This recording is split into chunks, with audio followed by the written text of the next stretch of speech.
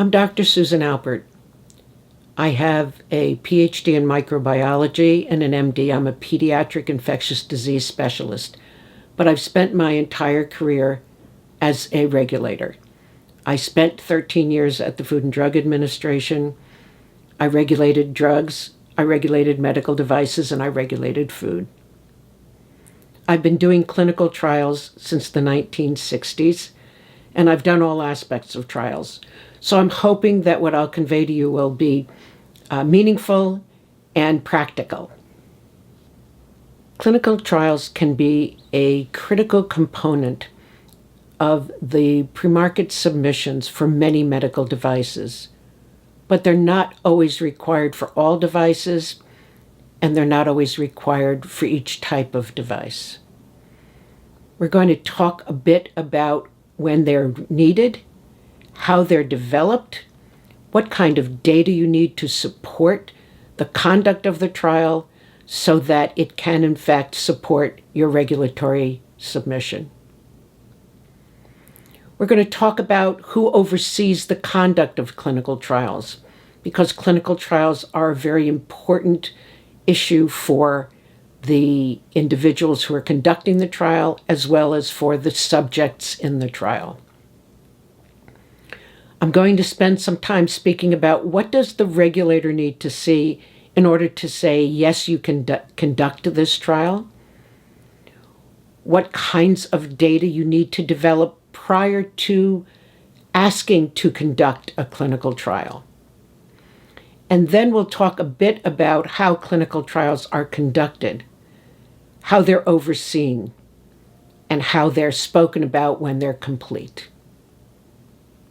An important aspect to remember and keep in mind all the time when you're talking about clinical trials is that they are experiments, and they're experiments that are conducted on human subjects.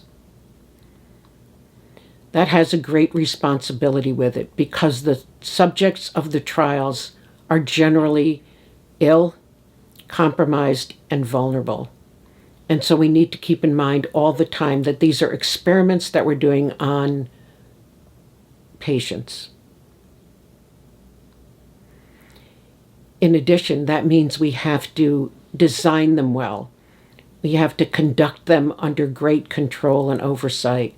And we need to be careful that we are absolutely sure they are the right patients and that we are using the new technology in the best ways possible.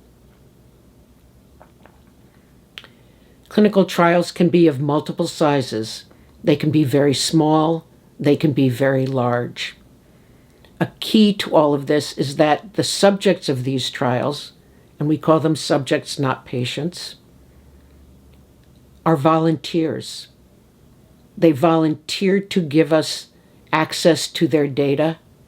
They volunteer to give us access to their samples, and we need to be respectful of what we're doing. We also need to remember that we need their permission. It's called informed consent, and it really means being informed. We have to describe the trial to them. They have to know all of the things that will happen, what their commitment for time is, and how we will manage their data, their privacy, as well as the samples that we acquire from them during these trials. So let's talk about informed consent. Informed consent is not just a signature on a piece of paper. Informed consent is a process. It's a process where, as I mentioned, we tell the potential subject of the trial, what are we doing? What's going to happen? Who's going to be taking care of them? Who will see their data? Who will have access to their tissue and other samples? What's the product being tested? Why is it being tested? Why is it important for them to be in the trial? They need to understand what will happen with the data. Who else will come in and look at it? And when will it be published? And at the end, they have a right to know whether they were treated with the new product if it was a randomized trial, what their results meant, and the contribution that the product and its study made to healthcare.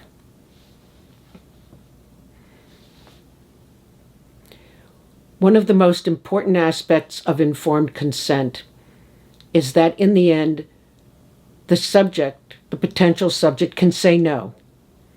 And their saying no has no impact on their ability to be cared for their disease or condition.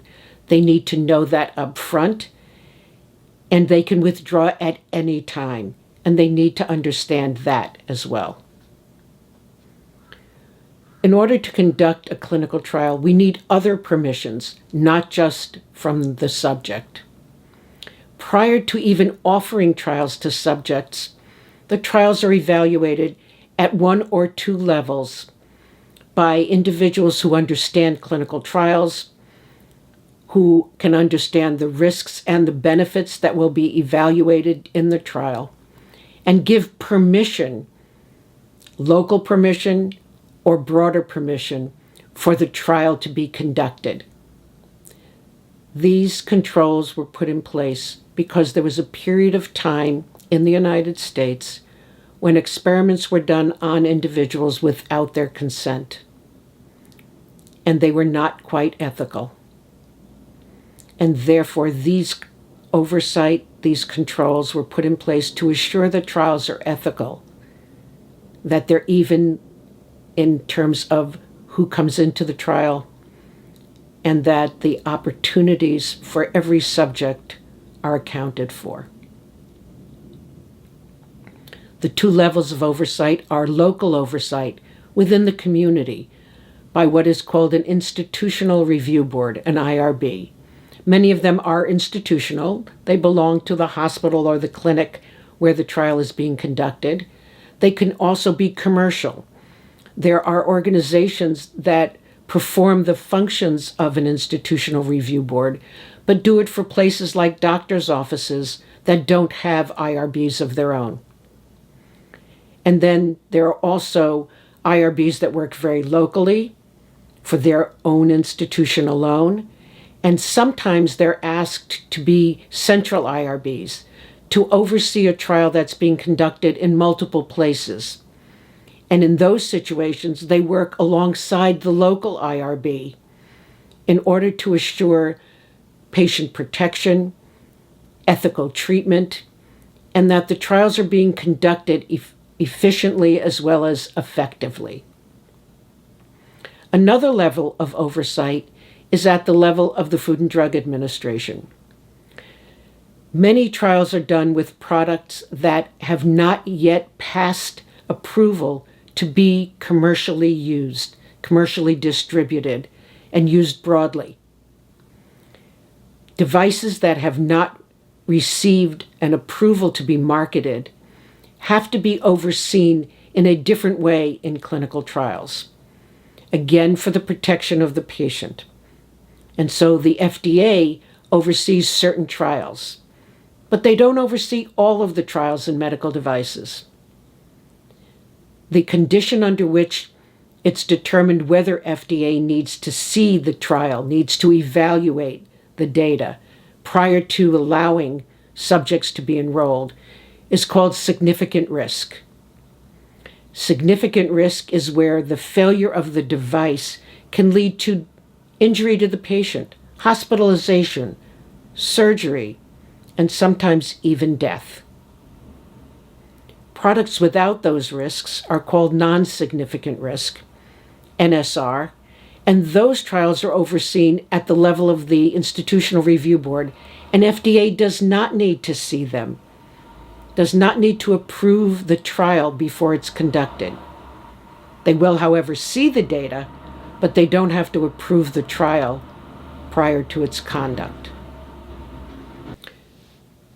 We know pretty much who the people at FDA are, what their qualifications are when they're reviewing clinical trials. But what about the Institutional Review Board?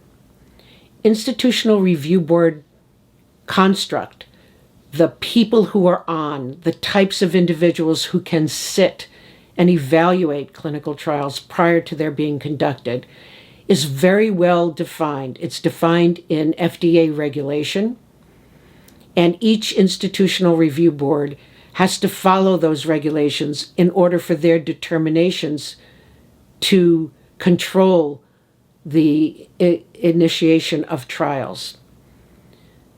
The regulations speak to who the people are: physicians, ethicists, and representatives of the community from whom the subjects will be drawn, so that there's a balance between the science need and the protection of the individuals coming in. As I said, they can be local, or they can be commercial, or they can be central. But all of these IRBs need to be constituted with the right people who can make these very important decisions that impact people's lives. The oversight of the IRB is ongoing. They don't just approve the protocol at the beginning. They get to see changes. They get to see reports annually. They can ask questions. They can require changes. They are a significantly important part of the clinical trials enterprise.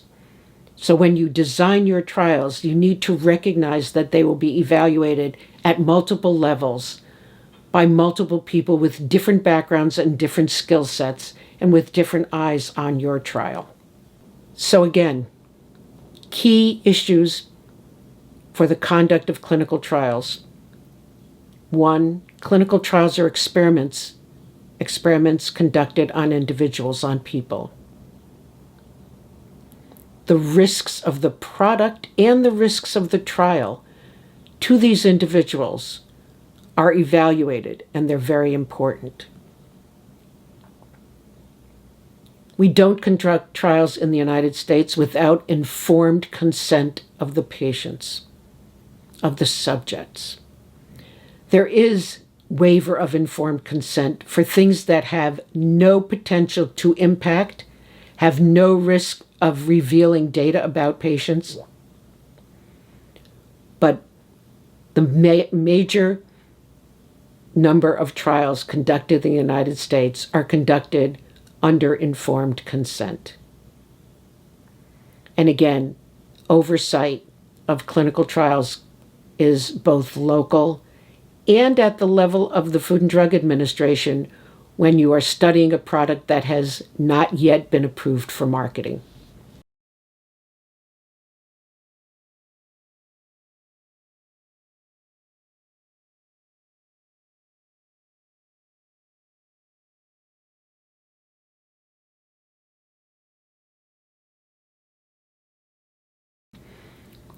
If your trial is significant risk and is overseen by the FDA, it's important to understand what is the FDA looking for and what are they looking at.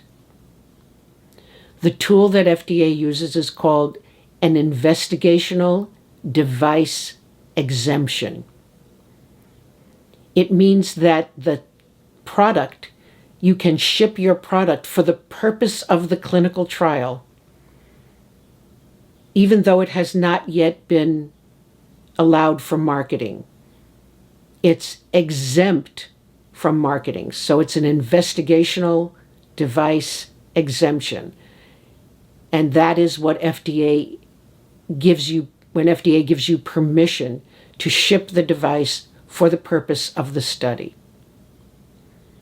It requires FDA to look at the preclinical data, the design, the materials, the bench testing, the animal testing, the study design, what kinds of care the patients are going to get, how will the subjects be managed, what other testing will they undergo, how will the device be evaluated, as well as whether the data that you are collecting is going to support an FDA review.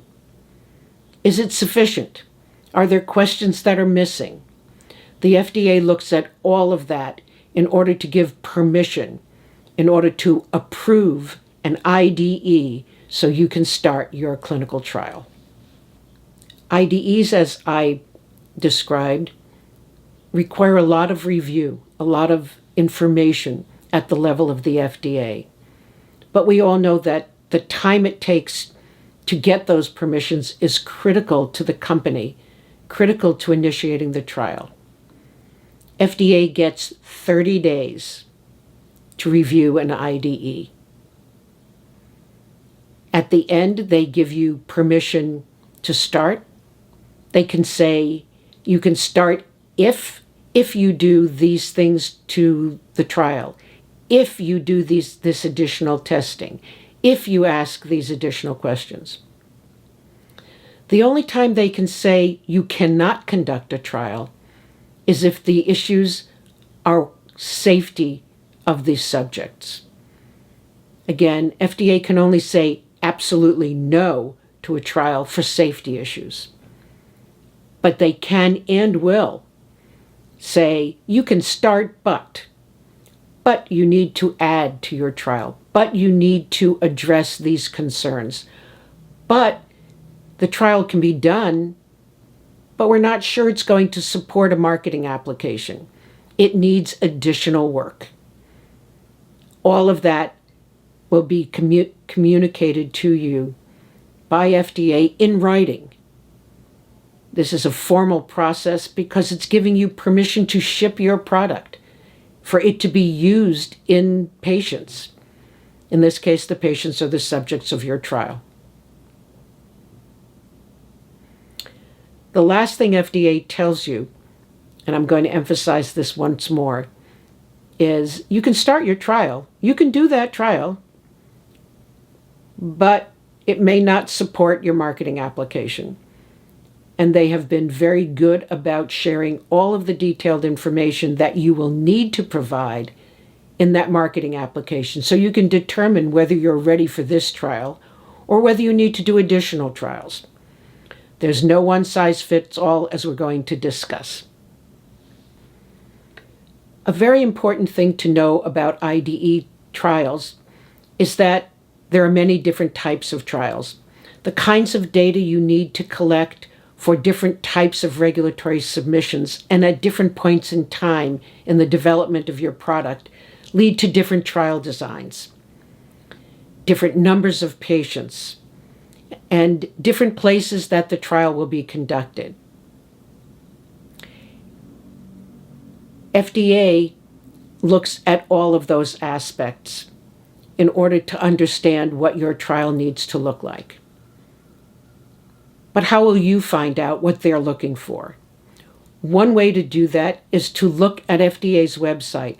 On FDA's website, you can find how they have handled the trials conducted by your competitors, conducted by different types of companies with different types of products, so that you can learn about different trial designs and the kinds of things that FDA is interested in looking at.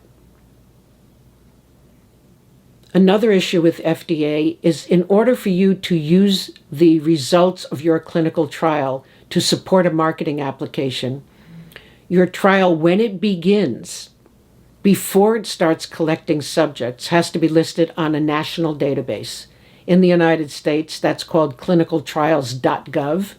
Again, clinicaltrials.gov. It's a website that is maintained by the National Institutes of Health, the Library of Medicine, and it describes in detail how clinical trials are being conducted. The inclusion criteria, who's in the trial, how it's being conducted, how long it is, and in the end, what the results look like. FDA publishes the summaries of trials that they have used to support marketing applications, but the detail of the conduct of the trial is much more visible on the clinicaltrials.gov website. So you have a lot of places where you can look at trial design, trial size, different things that are done during trials, and you should take advantage of all of those as you're designing your trial. Another thing to remember is that even if FDA doesn't have to give you permission under an IDE in order to conduct your trial, if your trial is non-significant risk. That trial has to follow all of the other requirements for an FDA trial, all of the other requirements that FDA needs to see in order to use the data from that trial to support your marketing application. In fact, FDA calls non-significant risks abbreviated IDEs because all of the other aspects of the IDE, all of the other information, all of the other testing has to be done in order for that trial to be used by FDA to support your marketing application. We're talking about clinical trials, but how will you know if you need a clinical trial? FDA doesn't require clinical trials for all medical devices that they evaluate prior to allowing them to be in the market. In fact, only 10% of pre-market notifications, that's the other name for 510Ks, require any clinical data. A much more significant amount of de novos, 90+% of de novo applications require clinical data because FDA is making a safety evaluation to determine what classification that product is in. And when FDA has decided that your product is significant risk, a PMA, basically every PMA needs clinical data in order to support marketing. So in order to conduct clinical trials, you need permission. You need permission at IRBs always. You may, in fact, need permission from FDA. You have to have appropriate supporting information in order to get permission to do a clinical trial. And the outcomes have to be meaningful and visible and reported. ClinicalTrials.gov lists the way the trial is being conducted, the numbers of patients, and in the end, the results. No identification of the subjects, but all of the rest of the data will be publicly available.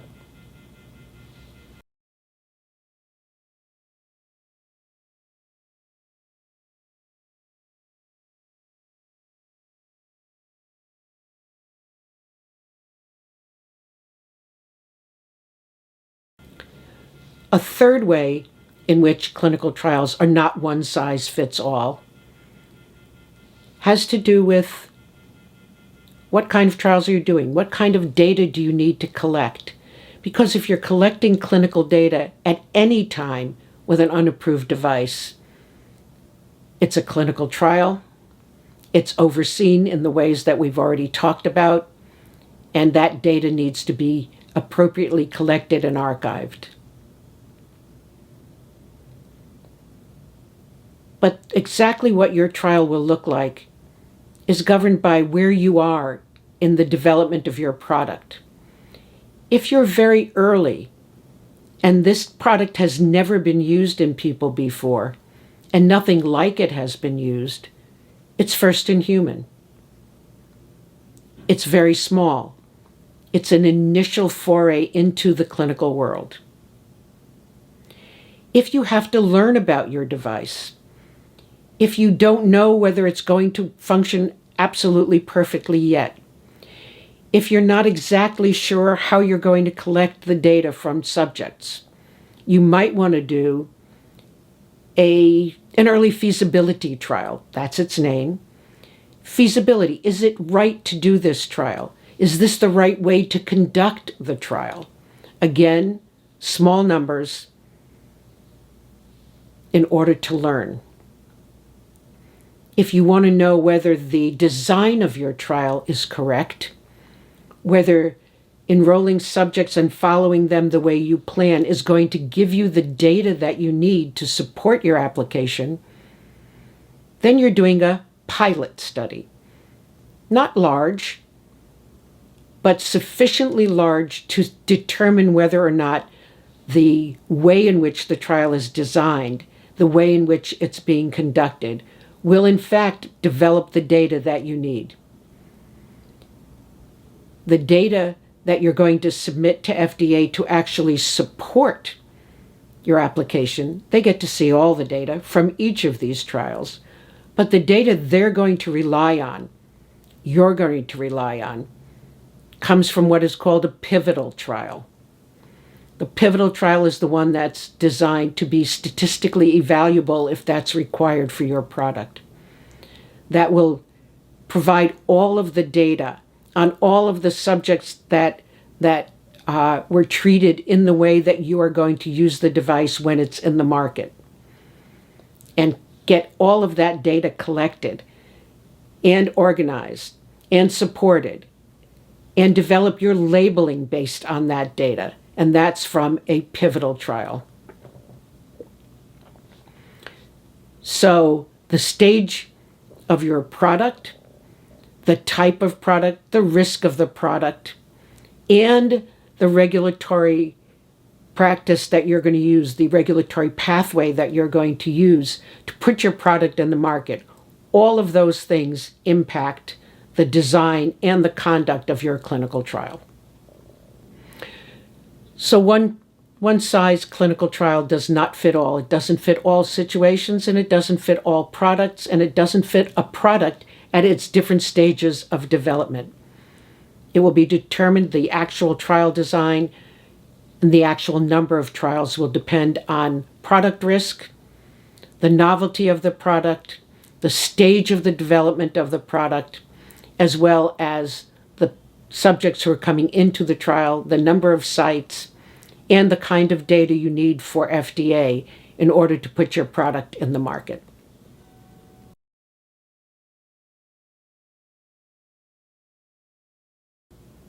We've talked about trial designs. We've talked about the fact that trials are overseen by IRBs and FDA, and you need permission to initiate them.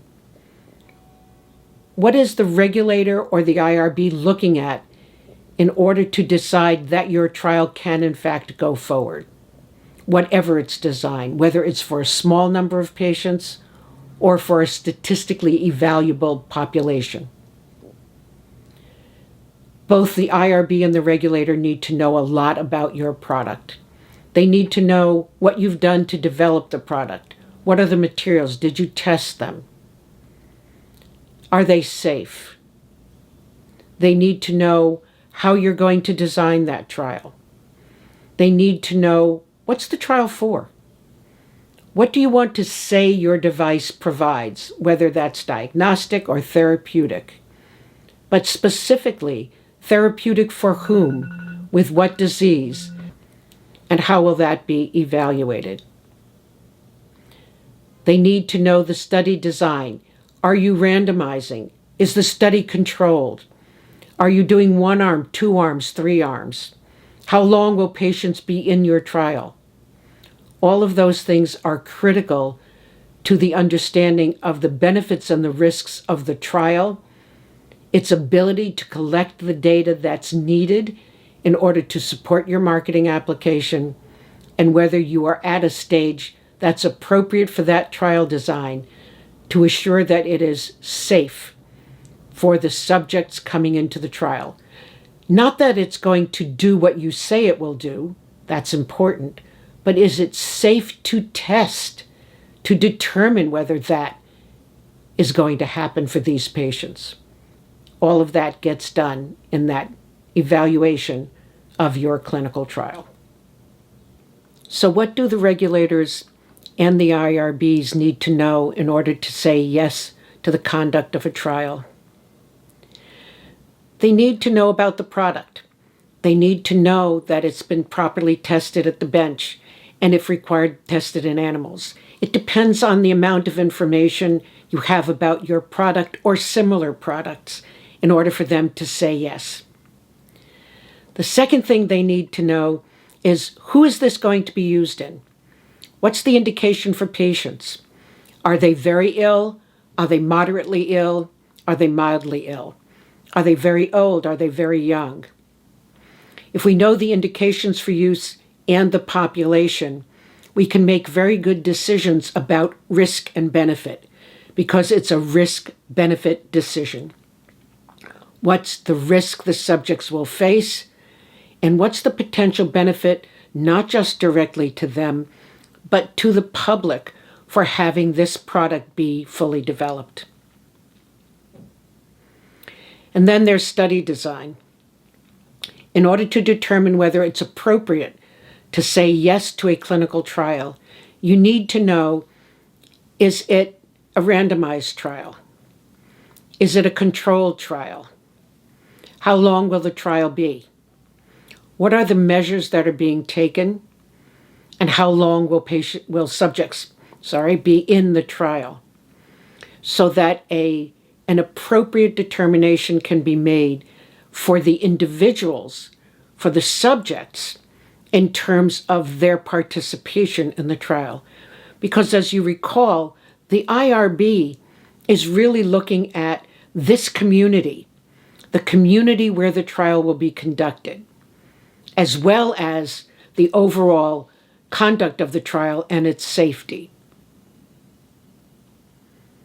One of the major ways in which IRBs and FDA know what's going to happen with the trial is by looking at the protocol. And so the detailed protocol has to be submitted. The protocol identifies everything about the conduct of the trial, how patients will be approached, how subjects will be determined to be appropriate for the trial, what kinds of questions need to be asked in order to determine if someone is appropriate for coming into a trial. How is the trial designed? What will be next for the patients once they are consented to be in the trial and become study subjects? How will those subjects be managed? How many subjects? Are they randomized to a standard of care or to a placebo? Those are very important questions. What procedures will they undergo? Are they standard of care, or are there very specific things that are being done just for the purpose of the trial? Those are critical questions. And then, how are they being monitored? Obviously, the most critical portion of the review that an IRB and FDA do is of the protocol itself. The protocol is what tells everyone, the subjects, the investigators, the regulators, what will be specifically studied and how it will be studied, step by step. It starts with, what is this trial for? What about the product? Who are the subjects? Who are the patients?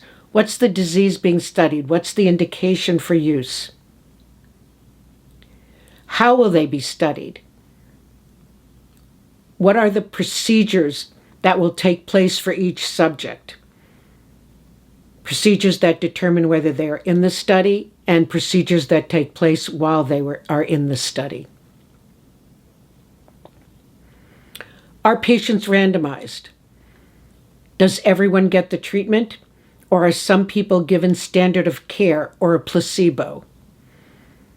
What are the measurements that are going to be taken? What are the evaluations that are going to be done for every subject, and that form the basis for the assessment as to whether this is safe and effective, to how it compares to standard of care? What are the primary outcome measures? What is the key efficacy evaluation? What is the key safety evaluation? Primary efficacy, primary safety that will be collected. What are the secondary issues for safety, for efficacy that will be evaluated in this trial?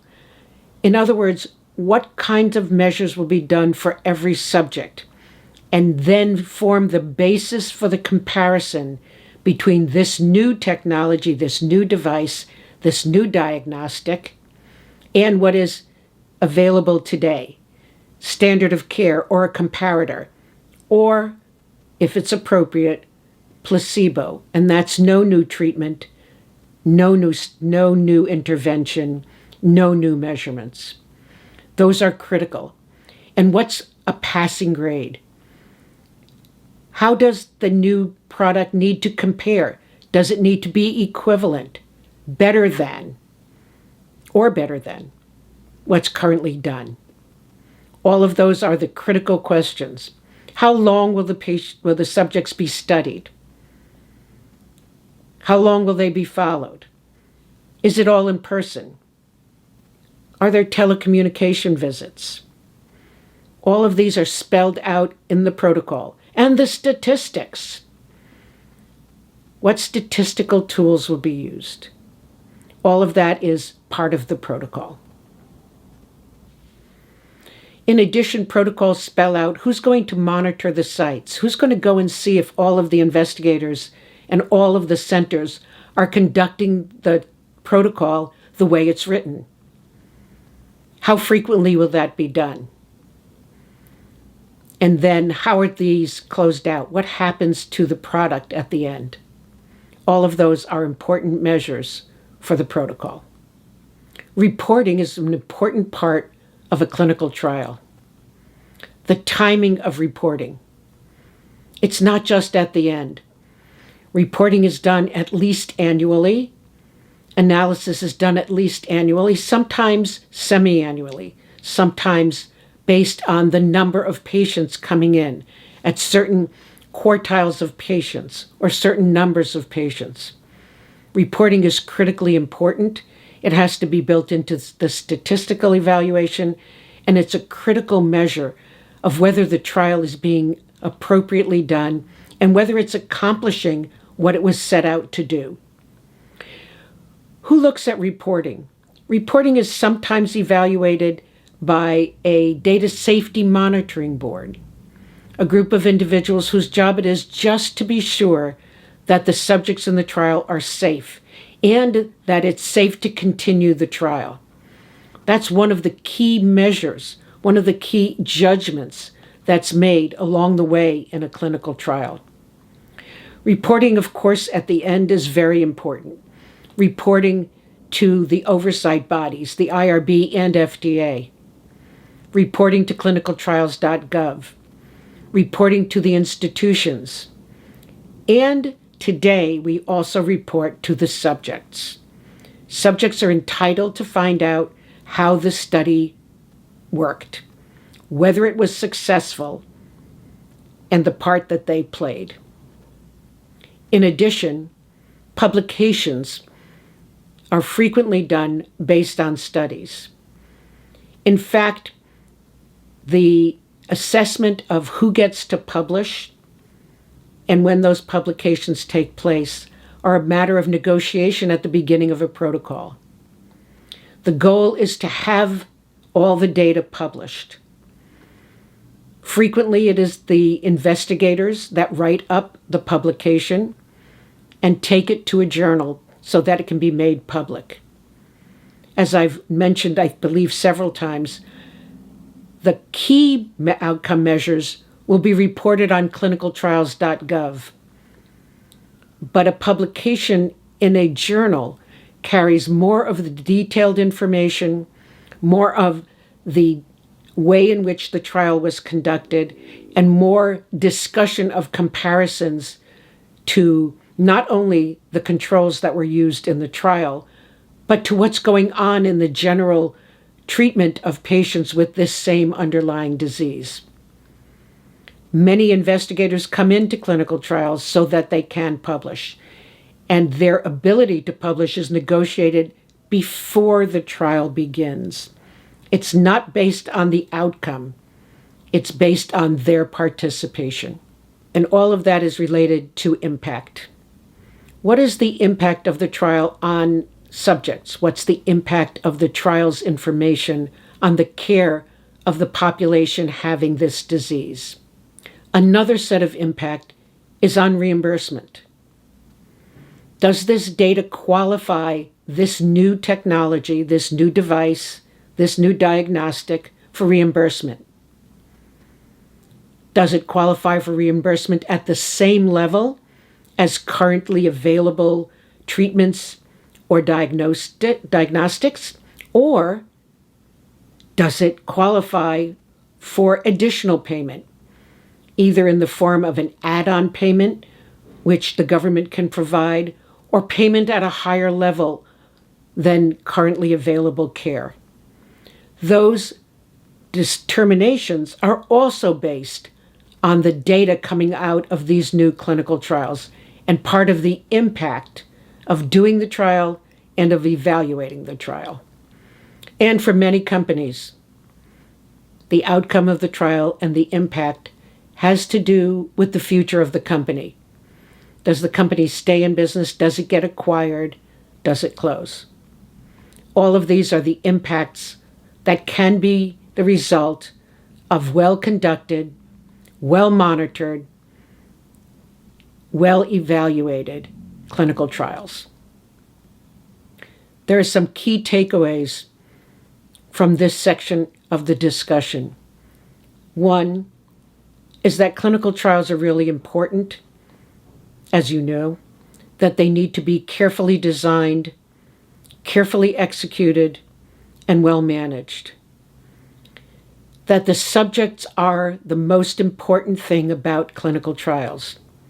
They need to be well monitored, they need to be well cared for, and they need to be assessed at appropriate intervals and monitored over the longer term to be sure that they have been well cared for, that any adverse events have been taken care of, and that we know the extent of the intervention and its impact on the longer term disease. And lastly, communication about the trial is critical. Communications within the trial environment, with the oversight, therefore with the IRB and with the FDA, between the sites, and with the clinical community at large that takes care of patients of this type, and with the public, both on clinicaltrials.gov and in medical journals.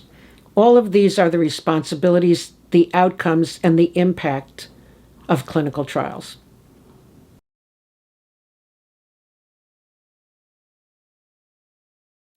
So what are some of the important takeaways from this entire presentation? First, clinical trials are critically important and are serious work. They're experiments on human beings, and they should not be taken lightly. Second, there need to be permissions. First of all, from the subjects. They have to willingly consent to participate. The oversight bodies need to also agree, the IRBs and the government, where needed. It's important to know that all of the results will become public. Clinicaltrials.gov is one of those tools. Publications are another. All of the data from clinical trials becomes public. And therefore, you don't start a trial if you don't know what the result will be. You should have sufficient knowledge and data on your product, on the population, on the disease, on the tools that are being used to run the trial, on the assessments being made for the subjects in the trials. You never start a trial whose outcome you can't predict with high reliability. And lastly, all of these things mean you need to plan, you need to determine carefully what you're doing for control, for monitoring, carefully selecting your investigators and your sites to assure that the data will be reliable, and making sure that you are compliant with the laws, the regulations, and the requirements for conducting clinical trials.